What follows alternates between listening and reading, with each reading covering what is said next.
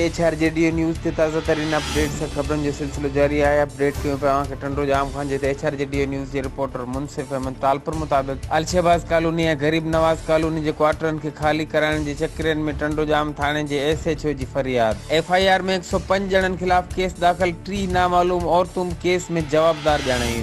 Municipal committee Tando जाम के बेन अगवानन counsellor Roy Imran और तौफीक राजपूत समेत 25 जनन जा नाला शामिल। दाखिल कयल FIR में ड्यूटी अटकाओ, कातलानो हमलो करे, फायरिंग करण, वगोड़ करण, तशद्दुद करे, जख्मी करण, दहशत ऐं ॾाकाओ फैलाइण समेत संगीन ॾोहनि जा कलम लगाया विया।